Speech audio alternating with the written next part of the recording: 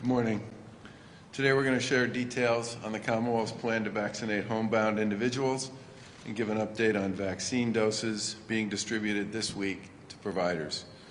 We'll also share details on plans to distribute recently passed federal funding to some of the hardest hit communities here in the Commonwealth. First, I want to give a quick update on the Commonwealth's COVID data.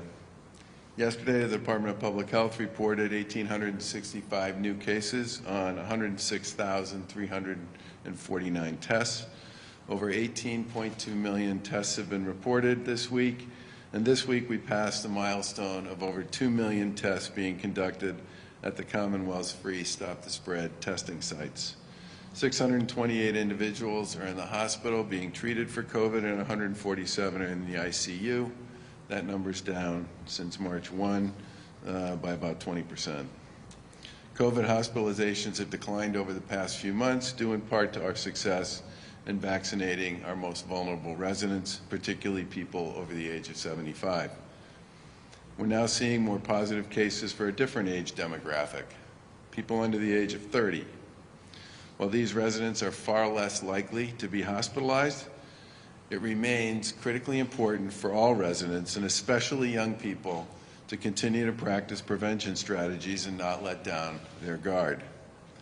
As a reminder, our mask order and many of the industry safety guidelines that we developed over the course of the past year remain in place, and we urge the public to continue to be vigilant with respect to the virus.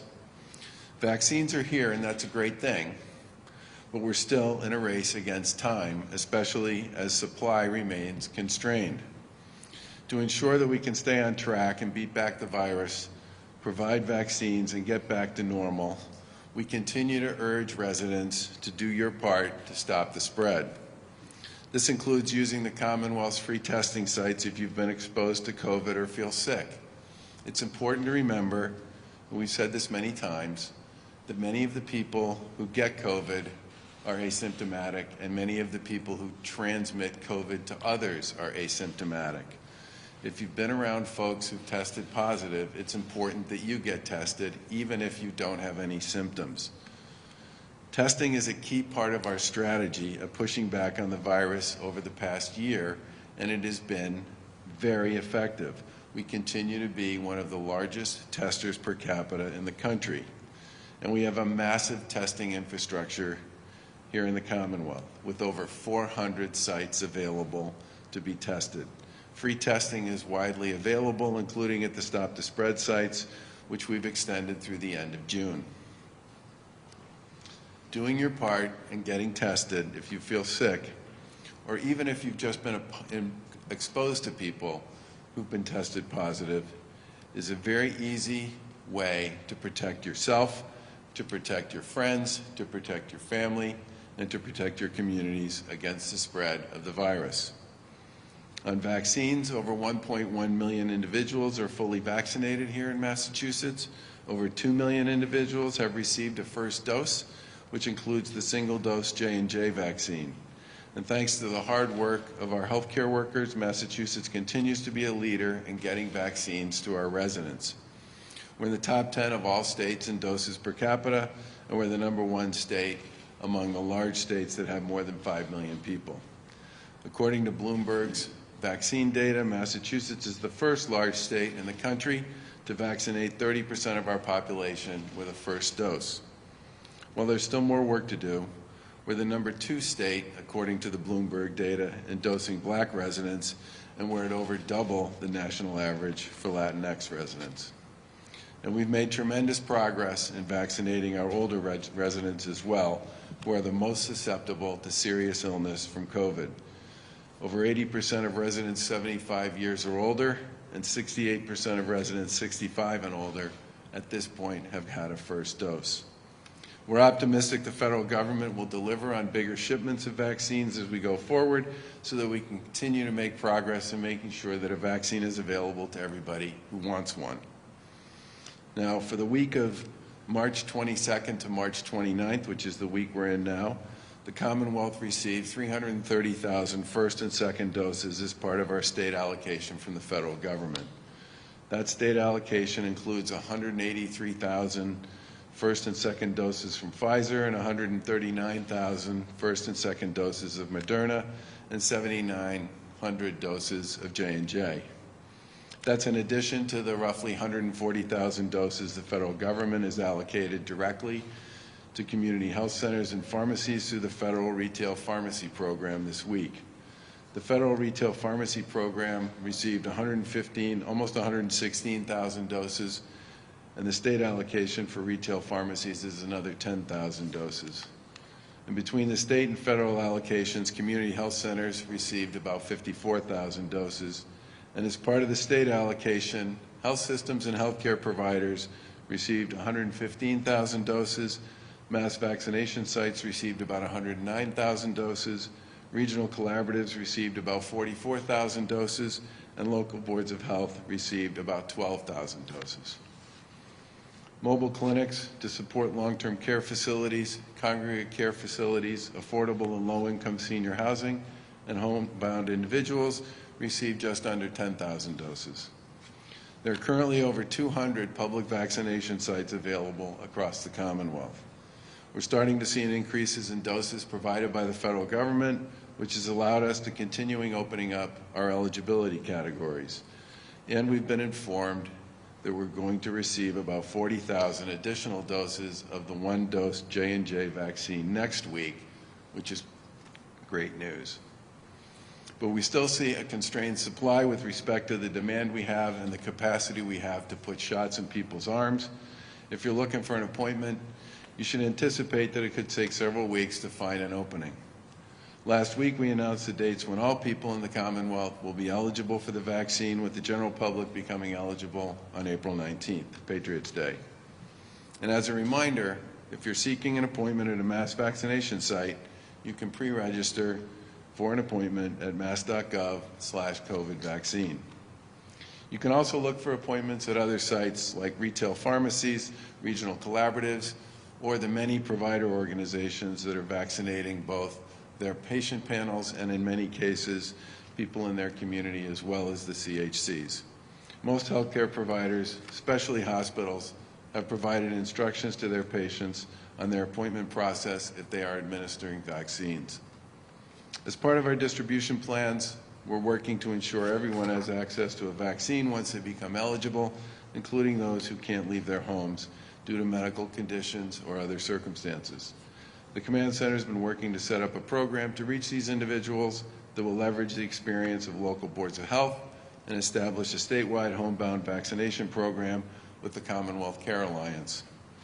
Local boards of health have been partners in the fight against COVID, and their close relationships with their communities make them uniquely well-equipped to support homebound vaccination. We announced back in February that we're eager to work with every local board of health in Massachusetts to vaccinate homebound residents, and the new program we're launching enables every local board of health to either choose to launch their own program for vaccinating their homebound residents, or they can choose to enroll in a statewide program and work with us that way. This effort will complement the work that's already being done by providers, health plans, and hospitals to vaccinate their homebound patients. If you or a loved one is homebound and need to schedule an appointment, you can call the Homebound Vaccination Program Central Intake Line at 1-844-771-1628. 1-844-771-1628. The line is open Monday through Friday from 9 to 5, and the line's available in English and Spanish, and there are translators available for 100 other languages. Secretary Sutters will talk more about this program in a minute. The Homebound program is another example of how we're working to bring the vaccine to residents so that for whatever reason, if they need more support and access to vaccines, we can work with our collaborative partners to make it available. We continue to work with local boards of health and other community partners to reach residents in the 20 communities that have been most disproportionately impacted by COVID-19. In these 20 communities, the local boards of health serve as vaccination sites for residents and collaborators with many other provider partners in those communities. The Commonwealth is currently investing $33 million in increasing access to vaccines in these communities and in public awareness and outreach efforts. This includes a $2.5 million public awareness campaign utilizing trusted voices to address questions on vaccine safety. We're also launching a grassroots campaign led by Archipelago Strategies and Healthcare for All, which will go door to door and make calls in several languages to help answer questions about vaccines and assist people in signing up for and making appointments. The data tells us that so far, those outreach efforts are working to get people vaccinated over several demographics, but we know there's a lot more work to be done here, and we look forward to building out these strategies and more. Our administration continues to invest in COVID-19 funding to support disproportionately impacted communities here in Massachusetts. And in response to a major shortfall in funding to certain communities under the American Rescue Plan Act, we are today announcing that the Commonwealth will allocate more funding to the 4 communities that were left behind by that legislation. Based on preliminary estimates, we expect the Commonwealth to receive a total of about $7.9 billion in direct aid, and about $3.4 billion of that will go to counties, cities, and towns. But as a result of the way the bill was designed, Chelsea, Everett, Methuen, and Randolph are due to receive significantly smaller levels of federal funding compared to many other hard-hit communities. We believe it's critically important that these communities get the resources that they need to continue to recover from the devastating effects of the pandemic. We've been talking regularly to local leadership in these 4 communities about this issue to develop a plan to make up for the shortfall. As a result of those conversations and discussions with the legislative leadership here, we're pleased to announce that we'll direct $100 million in additional aid to these 4 communities.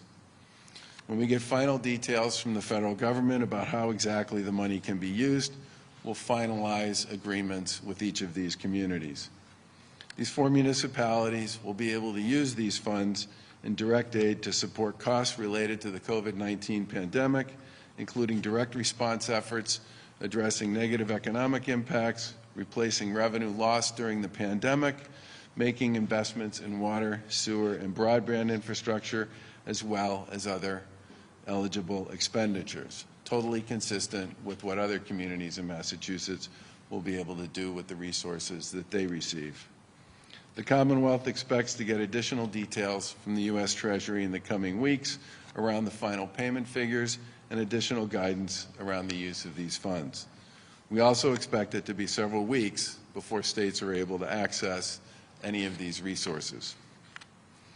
I've been at this podium many times over the course of the past year to remind people of Massachusetts that while there are brighter days ahead, there's a light at the end of this tunnel. It's critically important for people to continue to do the things that work to stop the spread.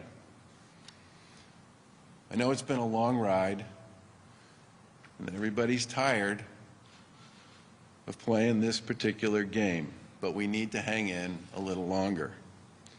Vaccines are here. Federal government's starting to send more shipments. Massachusetts has stood up a significant vaccine site infrastructure with 200 available public sites, and virtually every resident of the Commonwealth lives within 30 miles of a mass vaccination site or within 15 miles of a regional site. Every resident in Massachusetts has an eligibility date and can pre-register now to get an appointment, and we've reached important milestones that demonstrate very significant progress, like over 1 million people here in the Commonwealth being fully vaccinated. Hospitalizations are down over the course of the past few months, due in many ways to so many of our vulnerable members and residents being vaccinated and protected from becoming deathly ill. We continue to make progress gradually and safely, and we will be able, as we do so, to reopen so that people can do the things they used to do. But right now, people need to stay vigilant, especially in those informal circumstances and situations where you aren't necessarily aware of or participating in the rules of the establishments that you may work in, shop in, or be entertained in. But it's critically important that we all remain vigilant as we work our way through this vaccine program over the course of the next several months.